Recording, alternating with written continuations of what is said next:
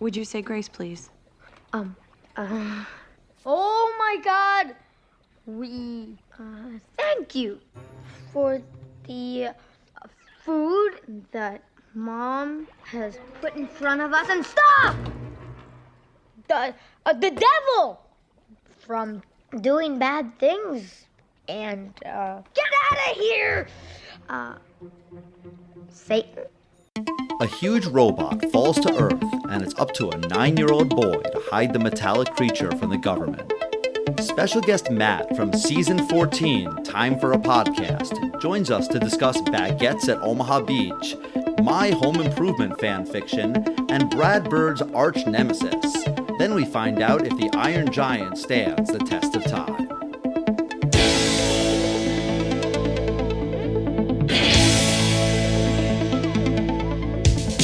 Test of time, James and Alan have their say. Do the movies you love still hold up today?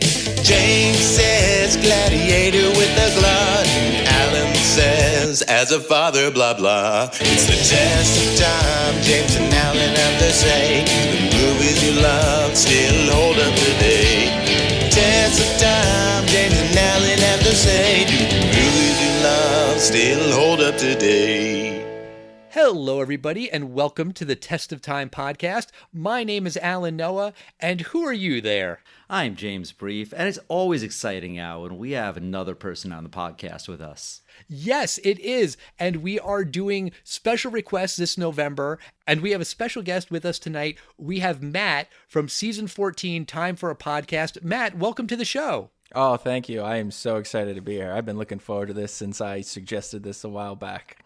Yeah, you did request to come on the show a while ago, and right out of the gate, sorry it's taken a while. Oh no, it's been worth the wait. I've just really been looking forward to this, and now the hype is up to here, and it's helped me get to know your show even better. Oh, well there you go. I will say, James, I usually side with you whenever there's a split. Yes! It's just sometimes when there's that clear divide, I'm just sort of I'm not seeing Alan's side of this. I feel like you might have mentioned that once on Twitter or something, but James never checks the Twitter. So whenever someone says Alan's wrong on Twitter or Facebook or Instagram, I'm never going to tell that to James. Why would I mention that? But when people are like, Alan's right, I screenshot it immediately and send it to James. See? And we met each other a while back. James and I were on your former podcast, Time Shifters, and we recorded an episode about the Philadelphia experiment, which was just a bonkers kind of a movie. I think that's fair to say, right? Bonkers? Yeah. Bonkers of its time. Yes. And now you are doing a podcast called Season 14, Time for a Podcast. Why don't you tell our listeners what that show is all about? So I have been a huge fan of the series Supernatural, and I've always wanted to do a podcast about it. So it is me, my friend, and her sister has never seen the show before, and so she is going through it one episode at a time.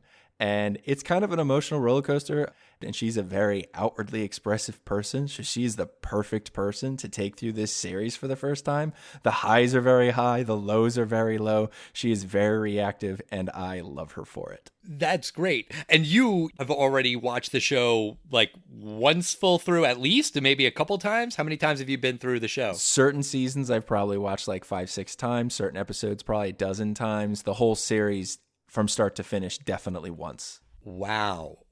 Okay. And you are up to where in the show right now?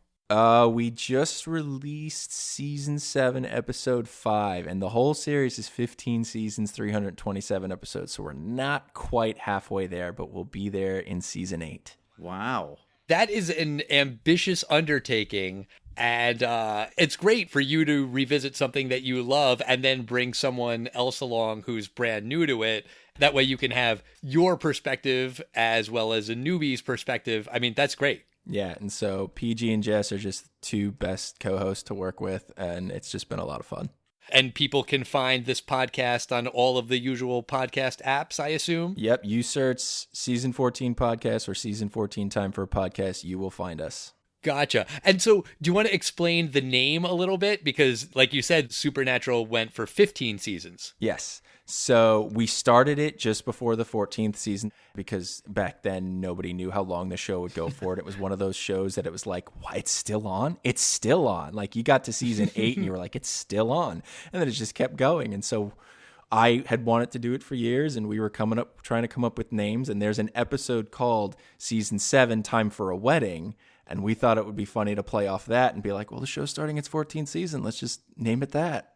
And the thing is anybody who's a fan of Supernatural, they say when they see that title, they know exactly what it's about. That's great. I want to say I remember reading somewhere that the plan was for that show to end after its 7th season. 5th. A 5th? Yes. Wow. That was the original story. That was the creator's original run. He stepped down as showrunner, and then it just kind of kept going. It's the little show that could. That's an impressive run. Yeah. Hasn't the star gone on to a new show now?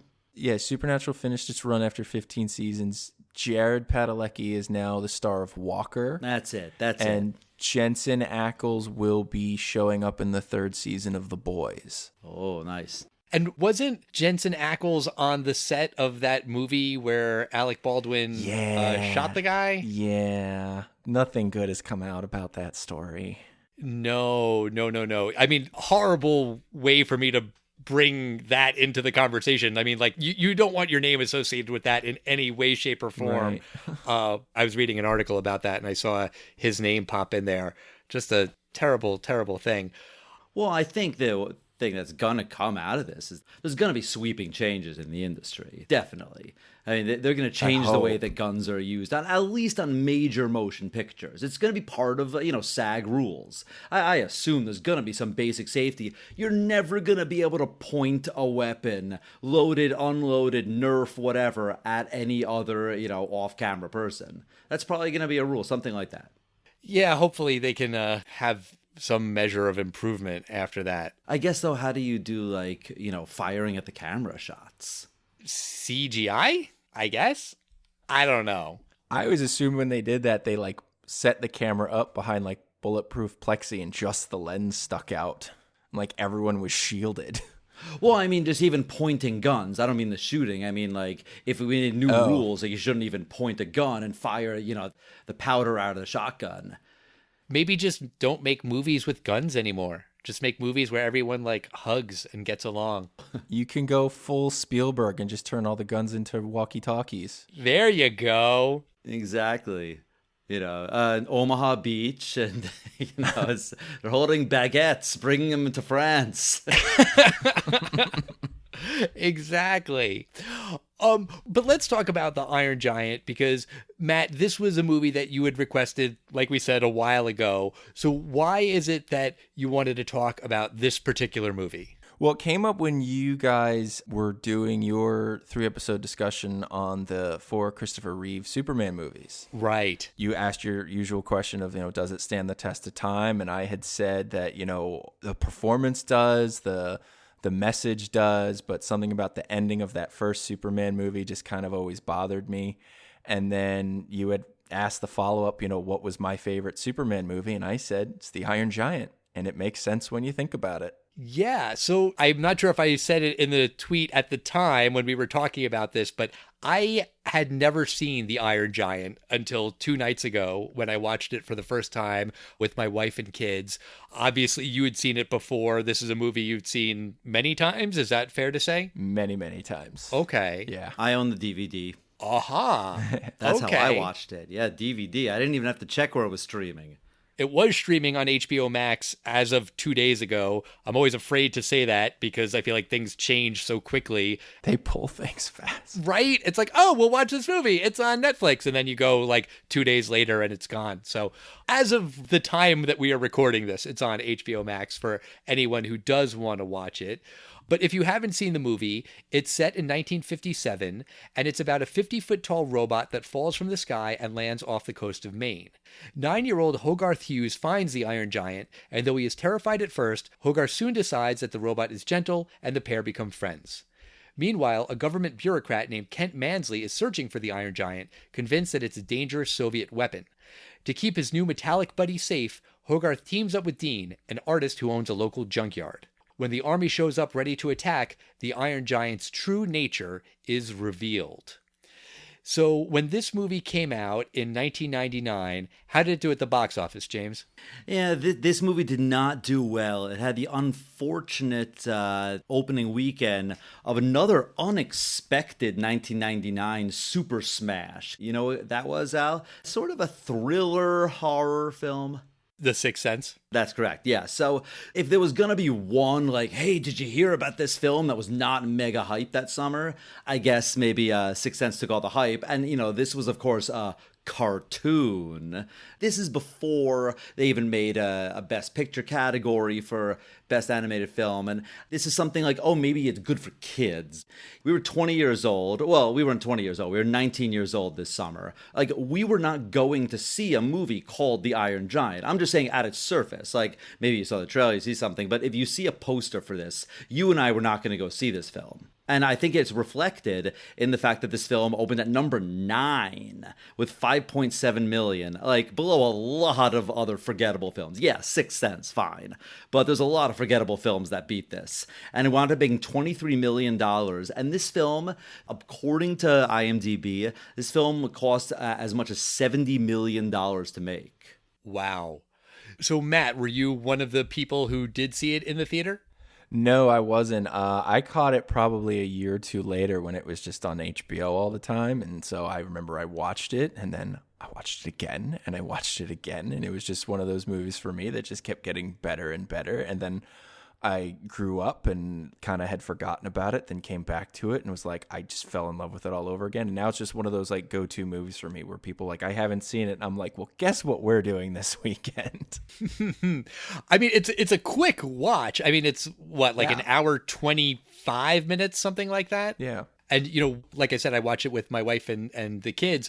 And as soon as it was over, my wife said, you know, it's funny that I never watched it and that you never watched it. And I was like, yeah, but I think to your point, James, like, you know, it came out when we were 19, 20. Yeah, we just weren't interested in seeing the new cartoon right away. And then it just kind of fell by the wayside. It's also interesting to point out that this is after Toy Story, you know, like 3D Pixar style animation existed. And so this is not just an animated movie, but kind of a throwback because it's a 2D, you know, hand-drawn style animation. Yeah, but this is also pre-Shrek. I feel like Shrek is maybe the animated film that brought in, like, the first time since maybe Aladdin where you had, you know, adults and kids together.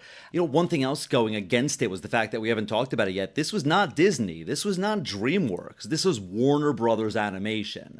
I mean, they're famous for Looney Tunes, but those are kind of comic shorts, and they're not really known for doing feature-length films. Right. And there was another movie that came out before this that Warner Brothers had done, Quest for Camelot or something. I might be getting that wrong. Yeah, it was a huge flop for Warner Brothers as well. Right. So then, you know, they were a little bit nervous about how would they market it, and they really bungled the marketing of the movie. So it really didn't have a great shot at success when it hit theaters.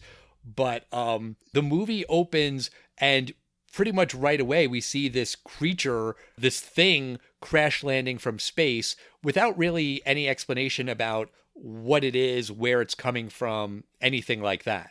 Yeah, and also the film really establishes right away that it's the 1950s. And now you're not going to get away with me not mentioning the opening shot of the film. Come on. It's space, we see Earth, and what flies by? Space stuff? No, a satellite, specifically Sputnik, the Soviet satellite. It was the first satellite in space. You know, in 1957, it terrified Americans that there was this pulsating thing you could see flying across the United States, and you could tune your radios, and all you could hear was a pulse.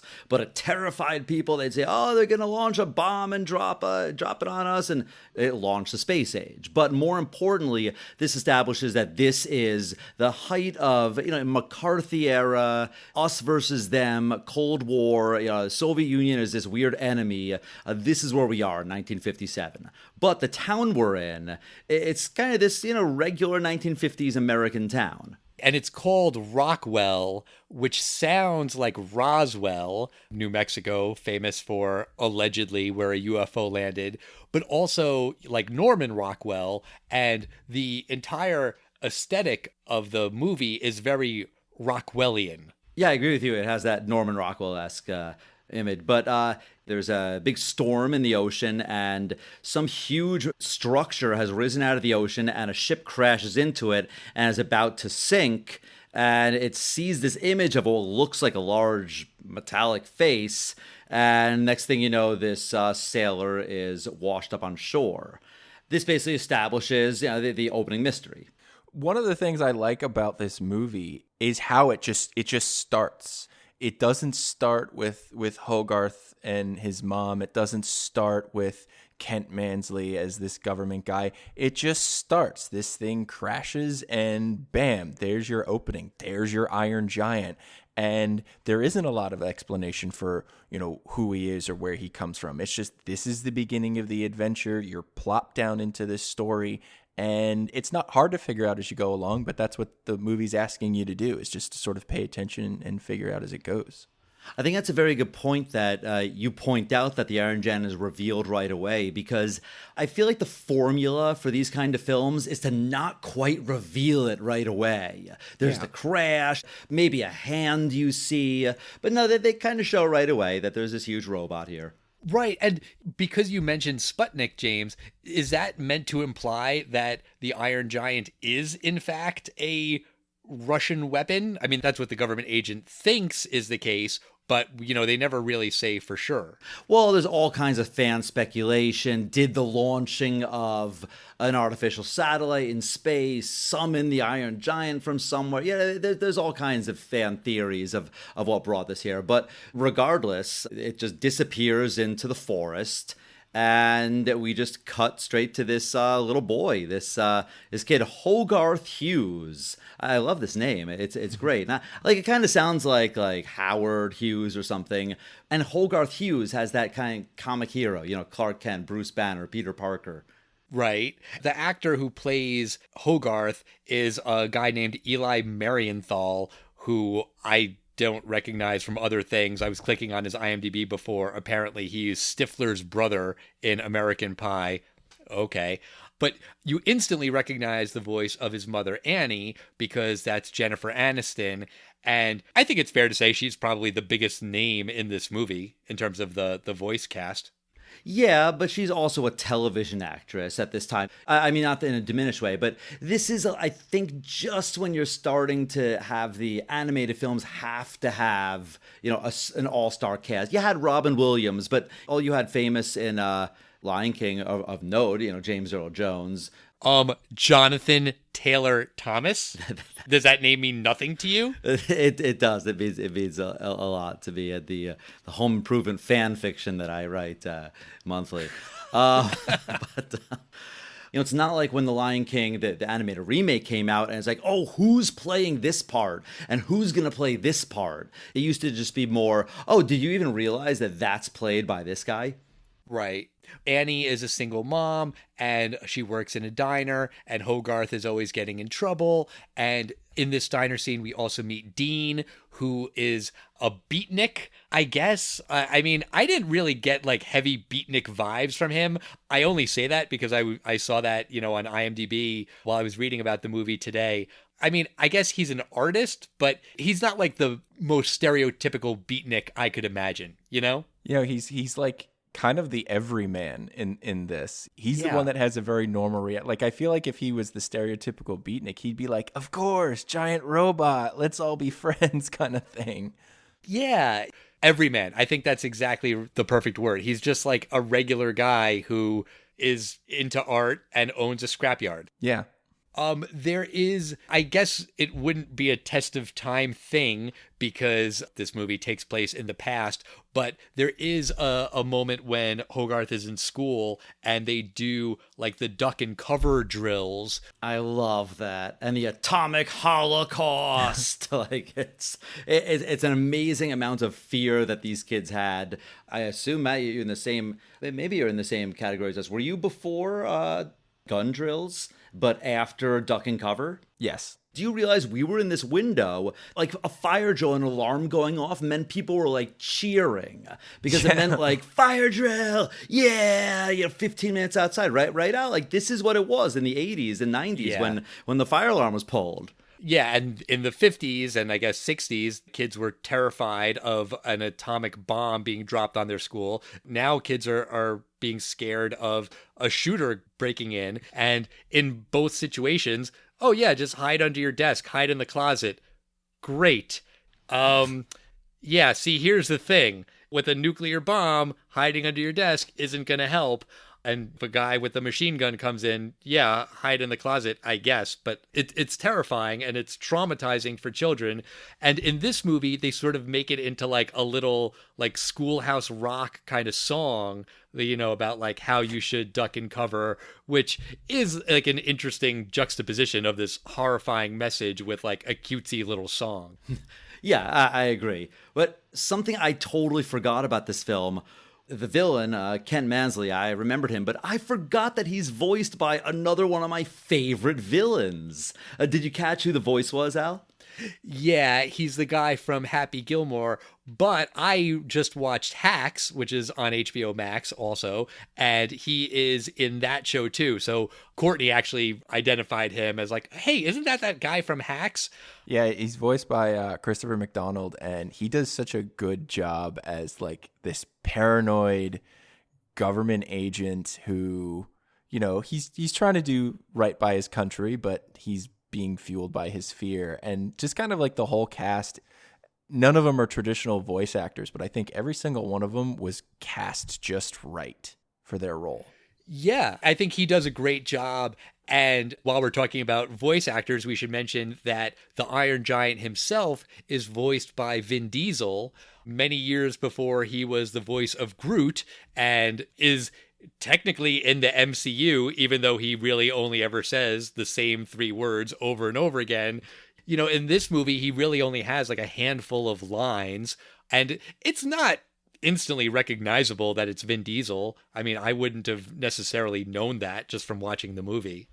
Maybe, but once you know it, right? Like you hear Vin Diesel as you're listening to it. It shows that someone saw something in him because you're right. This is pre-Fast and Furious, Pitch Black. This is 1 year after Saving Private Ryan, but that's not what made him big.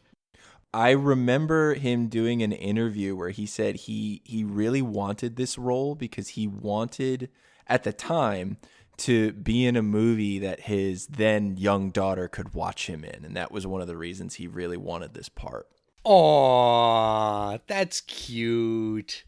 Well, I guess when you look at someone like Vin Diesel, to be honest, I mean, what is he going to be cast in? Until he's a big star, he's probably going to be typecast as big guy, is not going to be in a family film generally. Right. Until The Pacifier? Exactly, when it's Vin Diesel in The Pacifier. Arnold Schwarzenegger as kindergarten cop. Like, that's the formula. It's the rite of passage for the action star. You have to do something where your co-star is like 9. The Rock did one. Yes, The Rock did one, the Tooth Fairy. Right, exactly. And when Hogarth first meets the Iron Giant is eating metal. He grabs this electrical tower and he gets electrocuted, and Hogarth saves him by turning off the power for this whole entire town, which can be controlled with one giant switch that says on and off, which is pretty convenient. If it were that easy, that town would lose power every day to pranksters going out there. Exactly. You know what, Al? I didn't think of that, but good on you for picking that out. Well, you're welcome. But the Iron Giant is damaged when he gets hit by a train. He's going for a snack on these train tracks, and the train's going to derail, and Hogarth is trying to explain to him to put the tracks back together, and, they don't speak the same language because he's a giant robot, but he does put the track down to presumably save the train, but then the train hits him anyway, and I guess no one is killed by this train derailment. It seems like everyone is fine, except for the Iron Giant, who's smashed to bits, but he's got this cool superpower where he can, reassemble himself. Yeah, like a little antenna pops out of his head and it calls all the pieces back, and he's as good as new. He does understand, Hogarth, that he has to put the tracks back together after he was chewing on it, but he takes it so literally that he can't stop putting his fingers on the track until he has it to the nanometer together. And I laugh every time I see it because it's like, no, it was perfect, and now it's like, yeah, move out of the way, but he doesn't. But you do want him to have an attention to detail on that sort of thing, because the first time he puts it back, it's kind of there, but still crooked. And the train's going to derail anyway. You do need a certain measure of making sure it's really smooth. Yeah, and I think they made a point of it. I think this is this is a commercial train. I think there was only a driver, and then the driver later talks to the FBI guy, Kent Mansley. I think there was no one injured, and this is not the kind of film that there's going to be deaths, certainly not at the Iron Giant's hand. Right. Hogarth doesn't want the Iron Giant to follow him home, but he does anyway. He mostly reassembles. The hand is still trying to get back to the body, and Hogarth has to say his grace over dinner. And, he's saying, get out, speaking to the hand, but then he has to cover his tracks and be like, devil from our lives. That's kind of like a thing you see in kids' movies where the kid is saying one thing but then has to fake a second meaning to his parent. And it's kind of cute. Did your kids laugh, Al? Yes, both my kids were laughing at that. Okay. We haven't mentioned yet the director of this film, Brad Bird. Now, Al, I'm curious. When I say Brad Bird, honest, what's the first thing that comes to your mind? Incredibles. All right, The Incredibles. What about you, Matt? Well, I'm biased. It's this, but then I would have said The Incredibles. I actually think either this or some of his classic Simpsons episodes. He directed Krusty Gets Busted and Like Father, Like Clown. So 2 Krusty-centric episodes. Yeah, he worked on The Simpsons. I believe he worked on The Critic also. I read that he brought some of his Simpsons work ethic to this movie because this was the first movie he ever directed, and he made it very collaborative, and he asked everyone for their opinion, and he used what they said, which he attributed to his work on The Simpsons. And I still haven't seen the movie Tomorrowland. A friend of the podcast, Adam Pincus, always raves about that. He says it's a great movie, and I've been meaning to watch it for the last 6 years, and I haven't gotten around to it yet, but I've heard good things. And he also has a good superhero name, Brad Bird. There you go. And even his superhero name, not just his alter ego. He could be Brad Bird, the Brad Bird. No, that doesn't work at all. He's half Brad, half a bird. That's the worst superhero ever. Brad Bird, a.k.a. Bird Brad. Right. His nemesis is Bird Brad. The other part in this scene where the Iron Giant's hand is slinking around the house and Hogarth is trying to get rid of it. There's a couple of moments like this in the movie, but this is the one that stood out to me the most, where what's happening in the animation is lining up with the music. And there's the part where the hand's dangling out the bathroom window and you see the fingers just flicking back and forth, and you hear the piano keys go at the exact moment as though the fingers of the giant are stroking the piano keys. And there's other moments like that in the movie that always just make me smile, that they decided to line up what was happening on screen with the exact sounds and tones and beats of the soundtrack. Yeah, there's definitely an attention to detail you can see, and I've only watched the movie once, but I can easily see that if I watch this movie a couple more times, I would notice more and more things every time.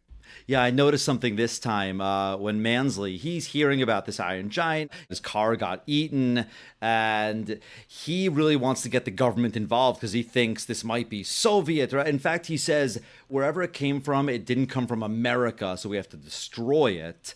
and he wants some memo sent to Washington, and he has this great line, and he goes, "And I want that memo carbon copied." It's a great 50s line, 50s, 60s line. I mean, I carbon copy things all the time when I send an email. Yeah, exactly. Yes, it's the same thing. Yeah, he meant he wanted it CC'd to his 1950s vacuum tube computer. There you go. But while Hogarth and the Iron Giant are bonding, Hogarth introduces his new friend to his comics. There's one with like an evil robot on the cover, and the Iron Giant doesn't like that. He likes Superman. And this is where we sort of get into the theme of the movie, because Hogarth says to the Iron Giant that you are who you choose to be, because the Iron Giant looks like a big scary thing and everyone is scared of him, going back to that first scene when he crashes into the ocean and the sailor sees him. He's terrified. He's, a 50-foot tall metal man that's going to intimidate people, but it's not who the Iron Giant wants to be. Yeah, and there's this other character we haven't really talked about yet, Dean. He is voiced by quite a crooner, Harry Connick Jr. Right? Are you a big Harry Connick Jr. fan, James? I couldn't even remember what he sang, so I just put him on Spotify, and I left the room, and I went outside for a moment, and they came back, and I didn't pay attention to what music was on, and I felt like I was at a wedding cocktail hour. And then I realized I was like, Alexa could turn off the music now. But it was nice, but it's not my kind of music to listen to, but that's exactly like what it sounds like, a nice cocktail hour. He has a couple of Christmas albums that Courtney always puts on in December. The only other thing that I can remember him from is he's the other fighter pilot in Independence Day. The one who's like friends with Will Smith's character. Right. That's right. Jimmy, put your mask back on. He's Jimmy. And you've mentioned this. He's quite a beatnik. So there winds up being a perfect solution. Hogarth is now becoming friends with the Iron Giant, and the scrapyard has all kinds of metal for him to eat. And Dean also has a place to stash him while he goes to school. Then it turns out that the Iron Giant was just what he needed, because he's an artist, and now he has this enormous 50-foot tall guy to carve metal any way he wants. Which is a handy thing to have when you've got just a yard full of scrap metal and you want to make your art. And also, it says something about Dean. Both of these guys have a 50-foot robot at their disposal. And what does Hogarth do? He does a scene that looks straight out of Lord of the Rings, The Two Towers. It looks straight like that treetop scene. He wants to swim with him and then play with him. And Dean wants to make art with him. And it kind of says something about, if you had a huge robot, what would you do with it? Well, if you had a huge robot, what would you do with it? Matt, you go first. Well, something that doesn't happen in the movie, I would ask the robot what he wants to do. Oh, that's the perfect answer. That's like Aladdin wishing for the genie to be free. That is very selfless of you, Matt. James, what would you do? I open a theme park called Robot Land. There you go. What are you going to do with your 50-foot robot? I would imagine I would just want to go places. You could go anywhere and it would take you no time. Just like sitting on his shoulder, this kid's in Maine. All right, go to California. It'll take him a couple of minutes. I just want to travel the world. You mean you use him as your horse, basically? Basically, but then he also gets to experience what it's like in Norway when we get there, So we get to travel together. Wherever you choose, he gets to enjoy. Well, maybe I'll take a page from Matt's book and say he gets to pick some places. As long as you get to go. Right, exactly. Yeah, we'd be travel buddies. We'd see the world. There is one scene earlier that really is just there for fun where, Hogarth is kind of asked that question. What would you do now that you have a giant? And I know later he does the whole spinning around in the car thing, but first they want to go swimming. And They do the cannonball, and then the giant decides to mimic him and does a cannonball into this lake. And if you knew nothing else about this movie, this is the scene that lets you know it's Warner Brothers, because when Giant does his cannonball, it creates a tidal wave, And Dean is full on Wile E. Coyote in this moment. He sees that wave coming at him, and all he can do is raise his newspaper back up in his like mother kind of way and just lets it happen.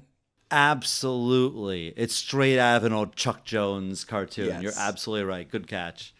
I mean, that's a funny gag. And then when you see the Iron Giant just like sitting in this empty crater where the lake used to be, and then you see Hogarth like hanging from this giant tree, and he should be petrified, but he's like, "Wee, that was awesome!"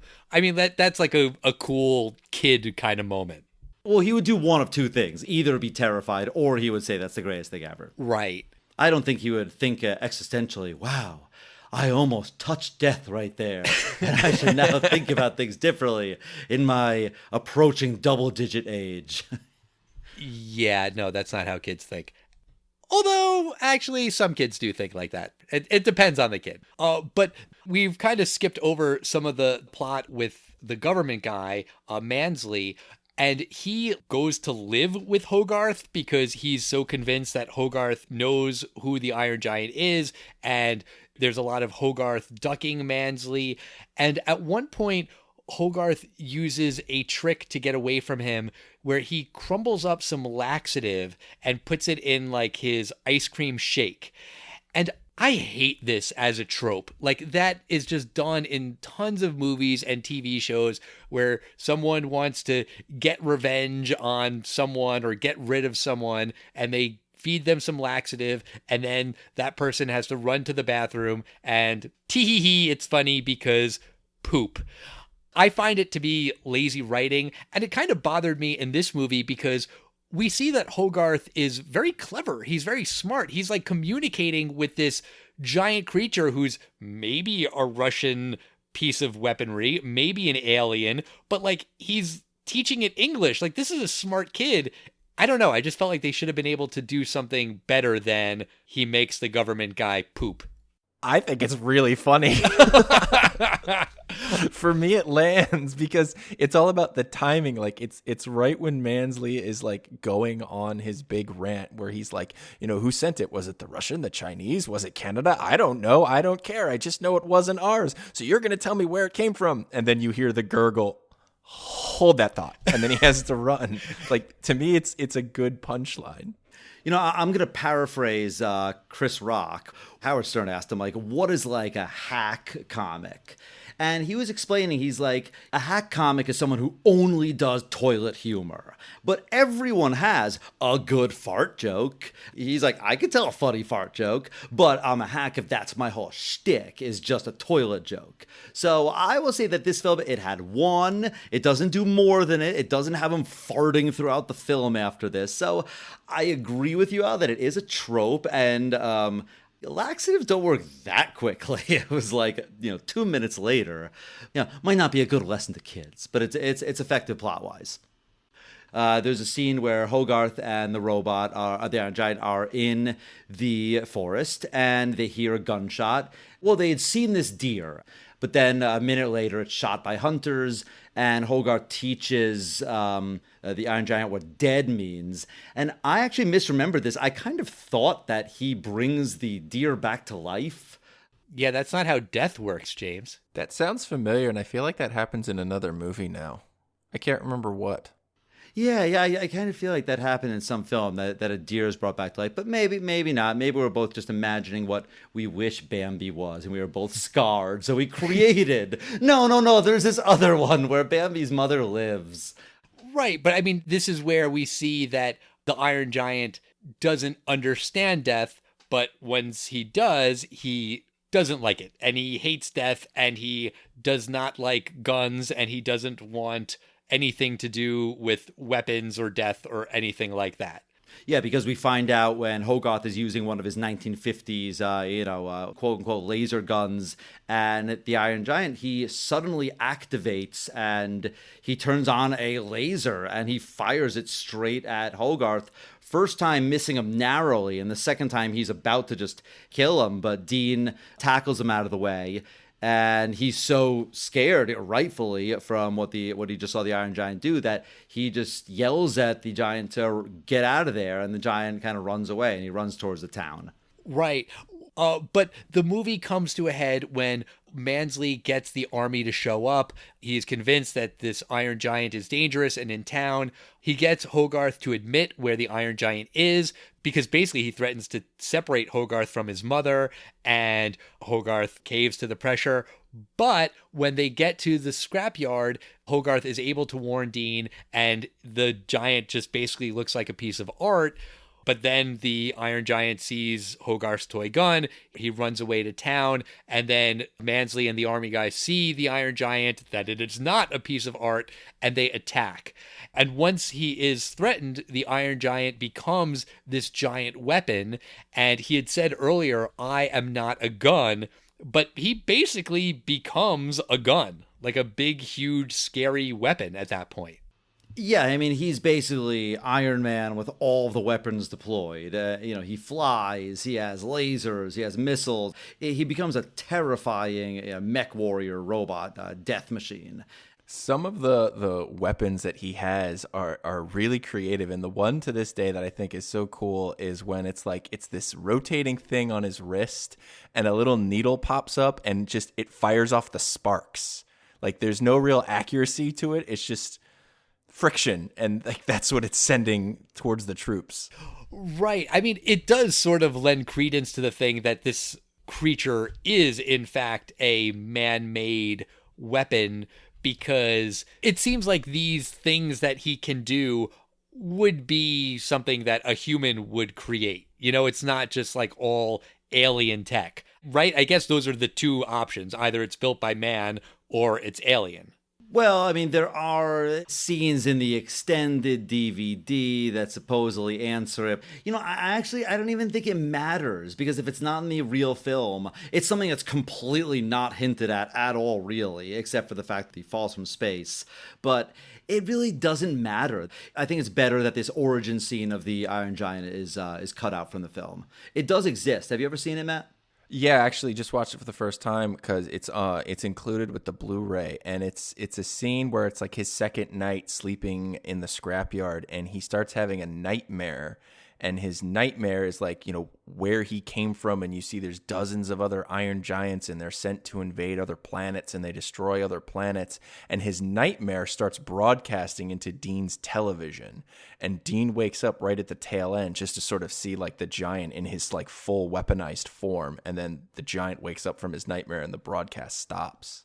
That's interesting, but I agree with you, James. The movie's better off without that. To me, it doesn't make sense that he's an alien, and I know I'm overanalyzing, and I know I'm overthinking, but why would an alien be made out of metal? It's a stupid thing, but like then I'm caught up thinking about that, and I shouldn't be. My interpretation before I ever saw that scene was that he's a weapon that aliens made, but he's also an AI who got damaged, and he's kind of like back at factory settings when he gets to Earth, and that's why he's so impressionable. Okay, I like that way better. Yeah, I agree with something along those lines. I've always thought that he's not working quite as he was meant to work, and he has some kind of control, because obviously he's built with these weapons and he doesn't want to use them, and he says, I am not a gun. But Ken Mansley, he is convinced that he must be destroyed. They're also saying that none of their weapons are really doing anything, but he says we could drop the bomb, meaning an atomic bomb, and their plan is to lure the giant out away from the people, and then they'll drop a bomb, maybe in the middle of the forests of Maine, which is insane, by the way. But right. That's their plan, and they quickly abandon it, because the reason the army started firing at the Iron Giant is because Mansley lied to them and said the giant had killed Hogarth. And then when they see Hogarth safe and sound, and not only safe and sound, but that the giant was keeping him safe, they immediately realize that Mansley is crazy, and they say, pack it in. And while he's talking to the submarine, he's about to tell him, stand down, and then Mansley grabs the microphone from him and just yells, fire the atomic bomb. And then the Iron Giant says goodbye to Hogarth. He says, "You stay, I go, no following," which is a callback to what Hogarth had said to him earlier in the movie when he was trying to get him to stay behind and Hogarth was going to go home. It also definitely gave off E.T. vibes, like the goodbye scene with E.T. and Elliot, which punches me in the feels every time I see that scene in E.T. And I felt like this was effective, which is weird because it's Vin Diesel, but like it's emotional. Like you get it. This is their tearful goodbye, and the Iron Giant blasts off into space, and he sacrifices himself. He basically kills himself to blow up this atomic weapon in space, far away from everybody. And as he does it, he says the word Superman, because he's remembering what Hogarth told him. You can be what you want to be, and he wants to be the hero. And that's how he goes out in this heroic fashion, saving everybody. Did you like that scene, Al? I mean, I saw it coming, but I still thought it was well done and effective. Did it make you cry, James? It's one of the most beautiful scenes in motion picture history. It's perfect. I love that scene. And I will say that animation of the atomic explosion, that's 1998 animation. It is amazing. It is fantastic. And you hear Hogarth's voiceover, which makes sense. It's beautiful. It works. Right, Al? Voiceover works? No, that's not a voiceover. That's remembering a line that was said to him previously. Also, you didn't answer my question if you cried or not. No, I didn't. I did. I cry every time. You can put this scene on without context and I will be in tears. It's one of those, you're choking, but no, didn't actually cry. But it's beautiful. It's beautiful. And then, the explosion happens. And Mansley, I love that he was such a coward. He tried to drive away, but the Iron Giant had stopped him. He gets arrested. So everything wraps up. The army says, everyone go home. And everyone's cheering because, they're not dead. And then it suddenly goes to 1 year later. Hogarth's mom is dating Dean, and there's a beautiful statue commemorating the Iron Giant in the town park.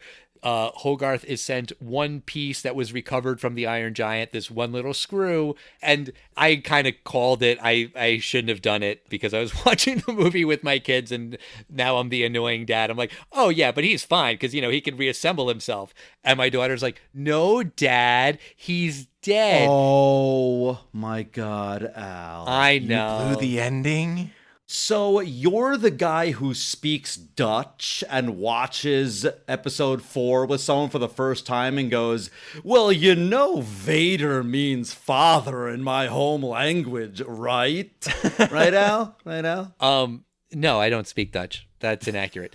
No, it was kind of funny when my daughter's like, no, he died. And then, of course, you see that the screw is being summoned to this glacier in Iceland with the rest of the Iron Giant because he is reassembling himself.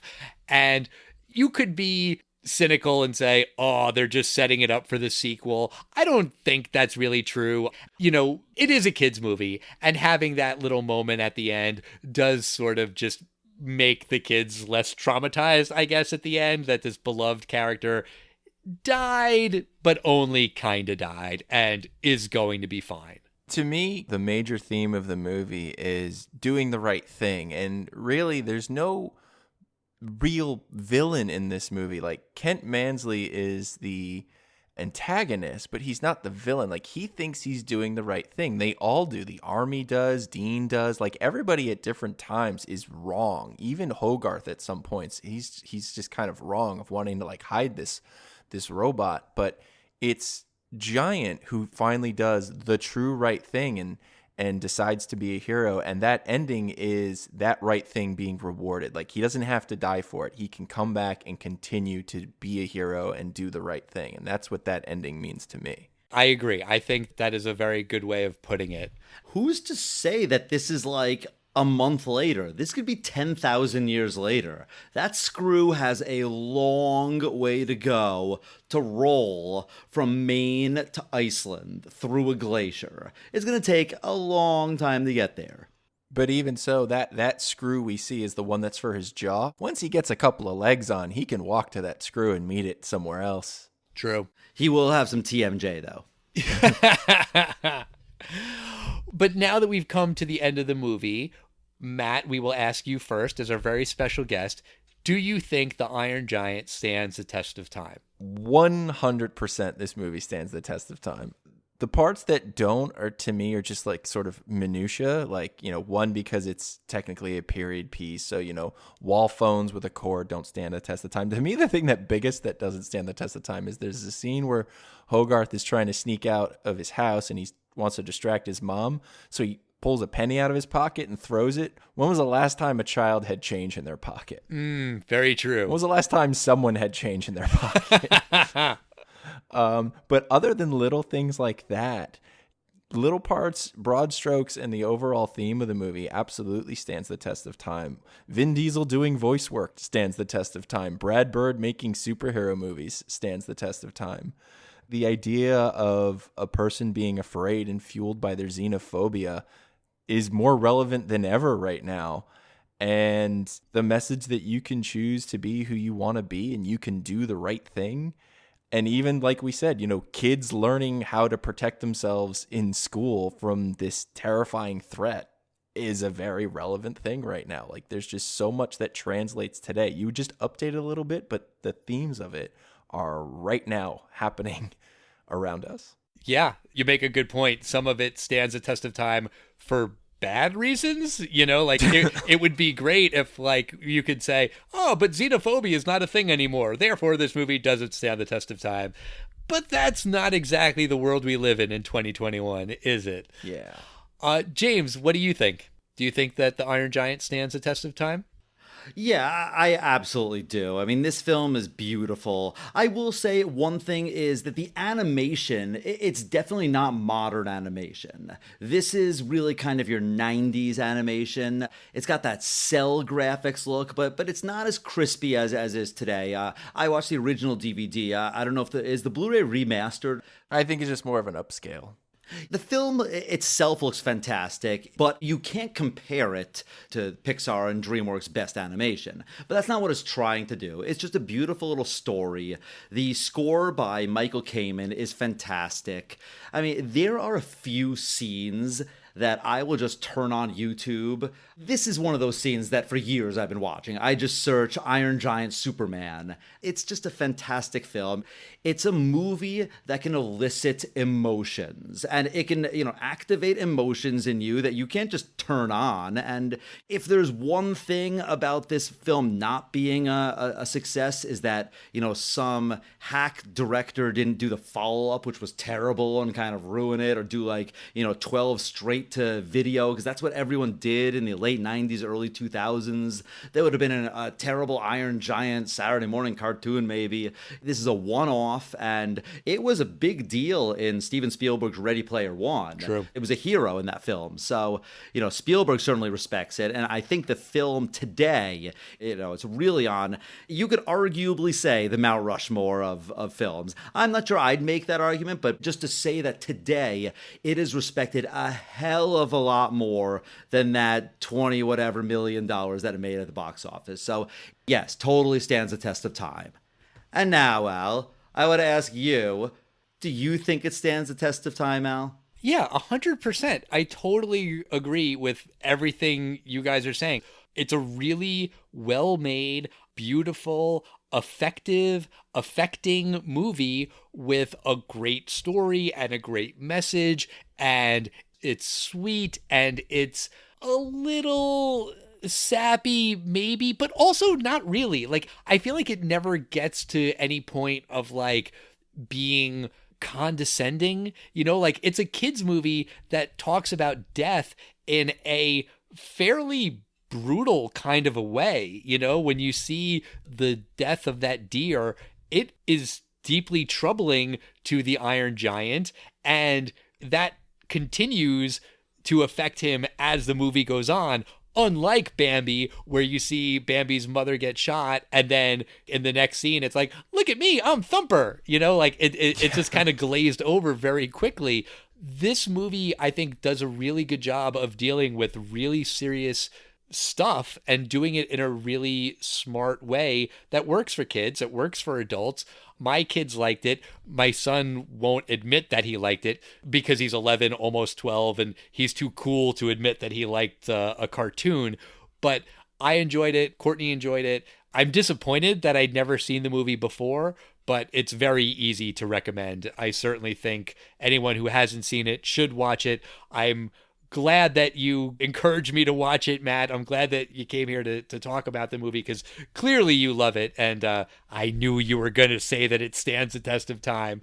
But I think it's an amazing movie. And you're also right about Brad Bird. I mean, like, that guy's gone on to do so much great stuff. And Vin Diesel, I think, works great as a voiceover actor. As an actor, I could take him or leave him. But like when he's doing Groot and when he's doing the Iron Giant, love him. He's great at this stuff. I would admit he's good in 8 out of 9 Fast and Furious films. Oh, Jesus.